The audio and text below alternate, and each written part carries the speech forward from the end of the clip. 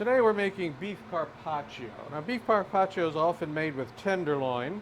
I think tenderloin particularly doesn't have a whole lot of flavor, so I'm going to make it with a piece of eye round. I want a big enough piece that will stand up because I'm going to sear it real quickly.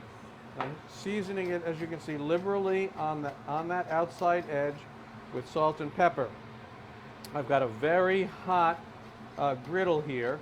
Now this is also, the meat itself is quite cold because I want to make sure that it doesn't really cook. I'm trying to get a nice seasoned sear ring on it. So here we go, we got that, a little grapeseed oil, and we'll get that started. Don't need much. Okay, we're just going to put that down there. That's going to be real fast. Now while that's happening, I'm going to make a little mustard anchovy aioli to serve with it. I've got an egg yolk here. I'm going to add 1 clove of garlic that I've pasted with some salt, a squeeze of lemon. And we're going to flip this. Like I said, I'm not trying to cook this. I just want to get this nice sear ring on the outside. Put in a little bit of mustard. That looks like about the right amount. We'll put in a little bit of anchovy paste. Squeeze some of that in there.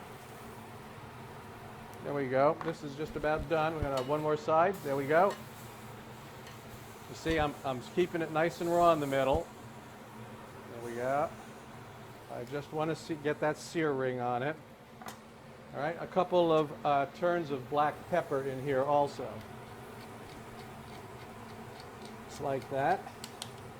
Meanwhile, this is done. That's all I wanted to do to it. I just wanted to get a nice little sear ring on it. Put it back on this plate for now. All right, now I can finish up the aioli. Got all the ingredients in there.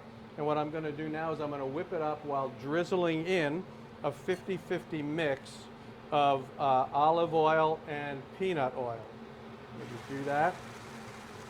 Aioli is basically mayonnaise.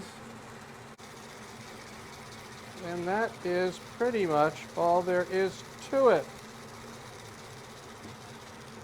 We have a nice little aioli. Okay, so we'll come back later and we'll serve this up. Okay, so now to finish up the carpaccio, I slice the meat to about 1/4 inch thick, and I'm going to pound it out. Give it a couple of good whacks.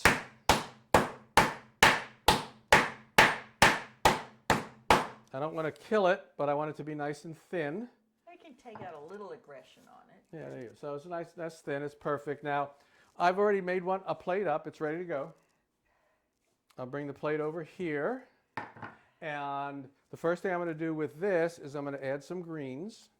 Not too many. We don't want to be healthy and eat a lot of greens, no, right? This is beef here. It's all about the beef. Okay, and then I'm going to add that aioli that I made. So we're just going to do a little like that. Just like that. Okay. Shave some Parmesan on top. Give them a little Parmesan shaver here. And then grind some black pepper.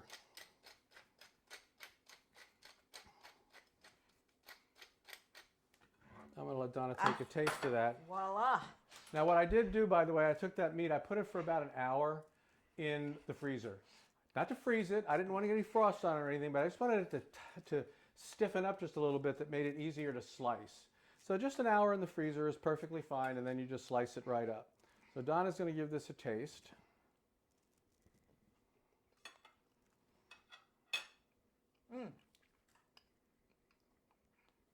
It is tender, and that aioli has a nice little bite too. What is in the? I didn't. It was a mustard and anchovy primarily, mustard anchovy aioli, but you know, with like some black pepper and some stuff in it too. Yep. Greens give it a little bit of crunch. And there you have it. This is like a restaurant dish at home, and it wasn't that hard. It wasn't that hard. Right. So thanks for joining us, and we'll see you again next time.